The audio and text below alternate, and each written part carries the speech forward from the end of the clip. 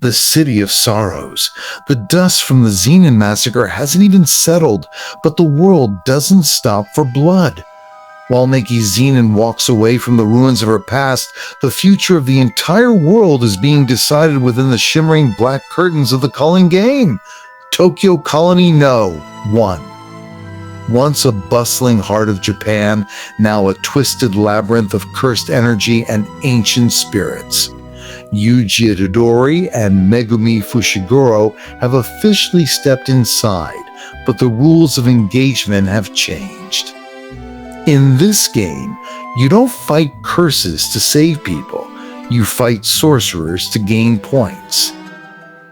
Every face is a target, every shadow is an ambush, and the only way to save a life is to risk your own. Welcome to Episode 2. The barriers have closed, the players are marked, and the hunt has begun. In the Culling Game, you are either the hunter or the prey. Scene 1. The disorienting descent. The episode opens with the jarring sensation of crossing the barrier. As Yuji and Megumi step through the shimmering black veil, they are instantly hit by a surge of cursed energy. The Entry Point Randomization rule kicks in. Before they can even reach out to grab each other, the space between them warps. Yuji finds himself free-falling from 2,000 feet in the air. Below him, Tokyo looks like a fractured mirror. Buildings overgrown with strange, glowing moss and streets filled with wreckage. He crashes through the roof of a high-rise, landing in a crater of concrete and dust. Before he can even stand up, he is surrounded.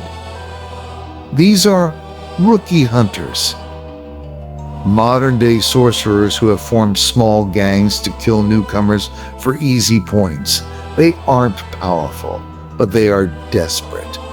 Yuji doesn't even use his cursed energy. His raw physical strength is enough to send them flying through walls. He realizes with a heavy heart that the peace he fought for in Shibuya is truly gone. Scene 2. The jet-propelled pursuit. The silence of the ruined city is broken by a high-pitched mechanical whine. From the sky, a man with literal jet propeller blades growing out of his head descends at supersonic speeds. This is Haba, a bloodthirsty player who has already racked up several points. He sees Yuji as nothing more than a 5-point bonus. Haba mocks Yuji, calling him fresh meat. He dives in, his propellers slicing through steel beams as if they were paper. Yuji is forced into a high-stakes chase across the rooftops of Shinjuku. The animation is fluid and fast-paced, showing Yuji's incredible agility as he leaps between skyscrapers. Haba is fast, but Yuji is calculating. He notices that Haba's propellers require a wide arc to maintain speed. Yuji lures him into a narrow, enclosed alleyway. As Haba dives in for the kill, Yuji uses a perfectly timed divergent fist, shattering the propeller blades and sending Haba crashing into the asphalt. Yuji stands over him, his face stern. He refuses to take the points. "I'm looking for a guy with 100 points, Yuji demands. "Tell me where Higuruma is." Scene 3. Megumi and the bait. Meanwhile, we shift to Megumi Fushiguro, who has landed in a residential district. He is much more cautious, summoning Nu to scout from above. He is immediately approached by a girl named Ramai, who looks terrified and defenseless. She claims she was forced into the game and promises to lead Megumi to the strongest player in the colony, Hiromi Higuruma, if he promises to protect her. Megumi, ever the pragmatist, knows this is likely a trap. He senses the malice hidden behind her tears, but he decides to play along. He needs that information.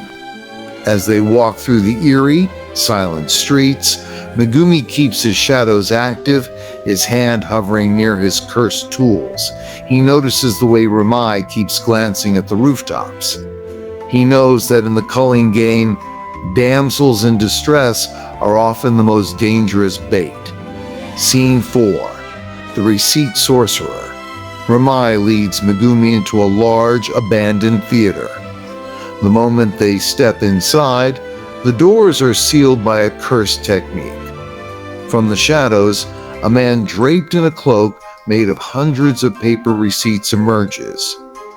This is Reginald Starr. He isn't interested in points, he's interested in talent. Reginald offers Megumi a deal. Join his legion to survive the endgame of the Culling Game or die. When Megumi refuses, the fight erupts with explosive energy. Reginald's technique, contractual recreation, allows him to materialize the objects written on his receipts. He tears off a receipt, and a literal 2-ton truck materializes in mid-air, crashing down on Megumi. He tears another, and a swarm of motorcycles speeds toward him.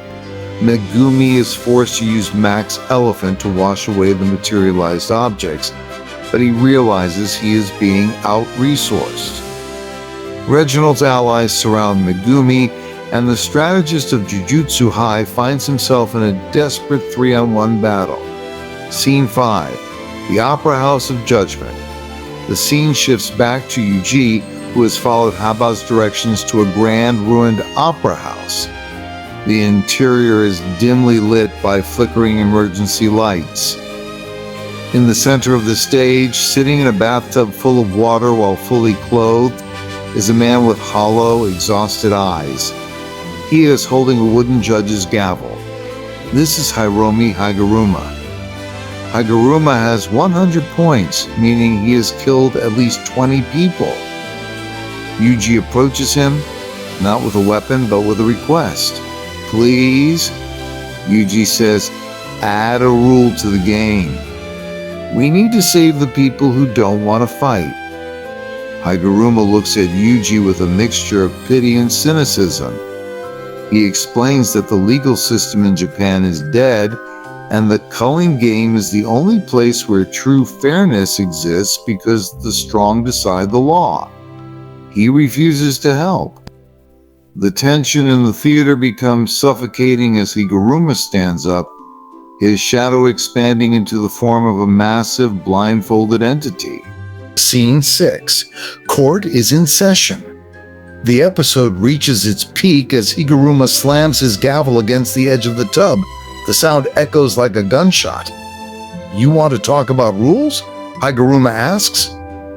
Then, let's follow mine. Domain expansion. Deadly sentencing. The theater dissolves instantly. Suddenly, Yuji and Higuruma are standing in a massive floating courtroom that exists in a void. There are no walls, only the infinite scales of justice hanging in the darkness.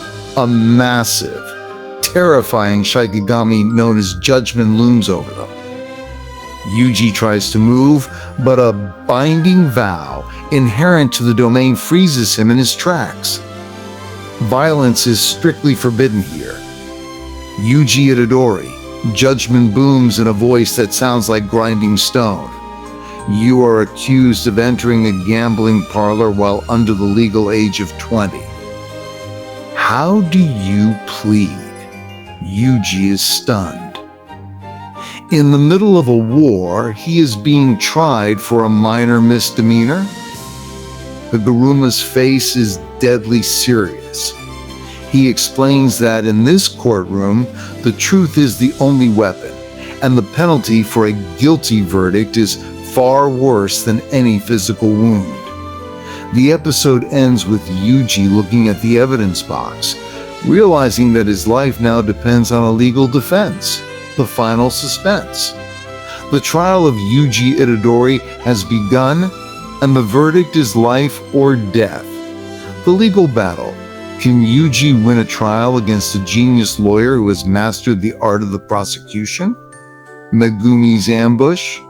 How will Megumi survive the combined assault of Reginald Starr and his receipt-wielding army? Confiscation? If Yuji is found guilty, what part of his power will be taken away forever? If you're ready for the most unique fight in Jake history, smash that like button and subscribe. We are diving deep into the strategy and lore of the Culling Game. Press the bell icon for episode 3, where the guilty verdict changes everything. Who do you think has a better chance of surviving? Yuji in court or Megumi in the alleyway? Let us know in the comments below. End of episode 3.